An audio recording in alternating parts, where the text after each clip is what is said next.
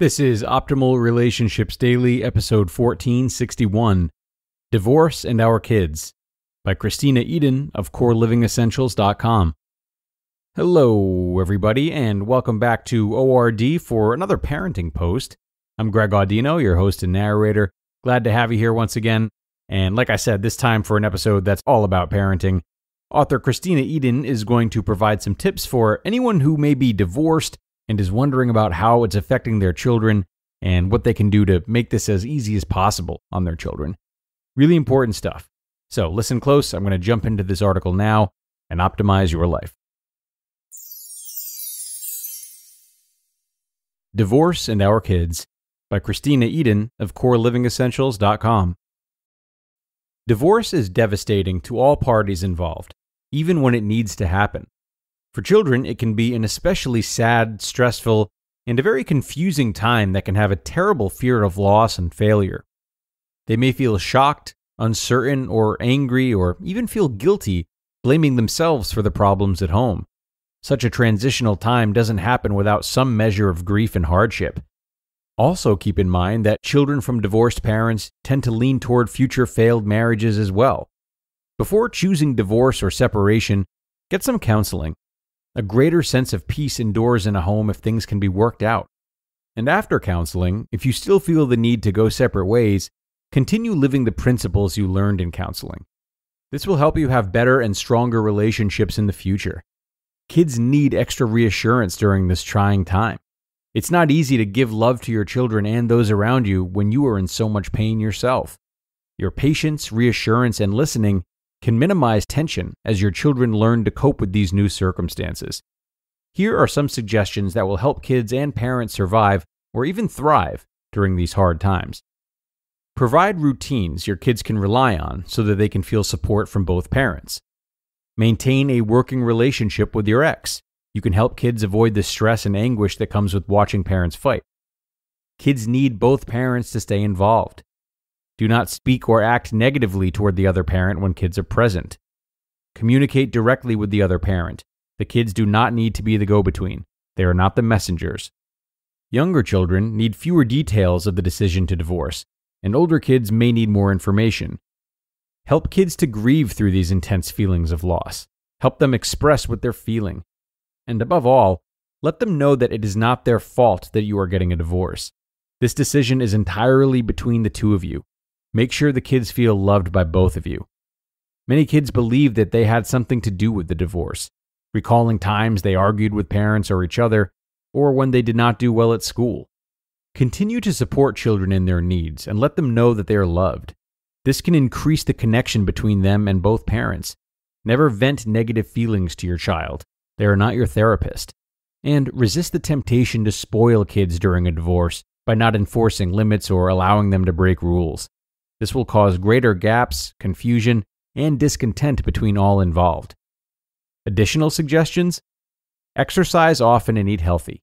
These two things can help level out the hormones and to calm you down, especially if it's done with your children. Keep a journal of all the good things you do together. Yes, it's important to also write down your feelings and thoughts. Just keep in mind that the stories of our experiences that we repeat cause us to live them over and over again. When we retell about how terrible it was to be married to so-and-so, we stay stuck in that pain. Who wants to relive all of that? Start finding the good and replacing that with the old painful experiences. Parents and kids need to work in the present to find joy and happiness and not continue to live in the past pain. Continue to associate with friends and not repeating painful stories to them. Ask them to not bring up the breakup. They'll understand. And look for red flags that your children are struggling more than you might have thought.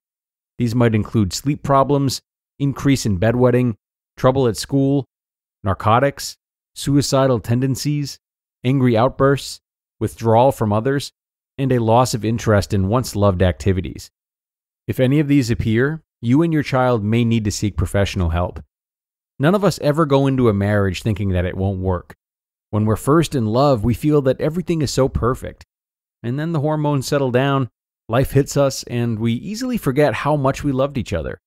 We find out that we're both human. You need to get some of these feelings of love back, even if it's just to help the kids feel safe and loved. Learn problem-solving techniques and teach children at the same time. Your own emotions and frustration need to take a back seat. The biggest way to find peace and share with your kids is to forgive. Forgiveness is for you, not the person who hurt you. You just listened to the post titled, Divorce and Our Kids, by Kristena Eden of CoreLivingEssentials.com. And many thanks to Kristena for this one. Now, she said something I was hoping would come up. That being her note about not bad-mouthing the other parent in front of your child. Now, this has been something that's been on my mind a lot lately, actually. I recently heard a brief synopsis of a study from a trusted author, the results of which basically indicated that it's more psychologically damaging to a child to speak negatively about their other parent than it is to speak negatively of the child themselves to their face. So basically, saying that your father is a worthless piece of trash, that wreaks more havoc on the child's psyche than telling the child that they themselves are a worthless piece of trash.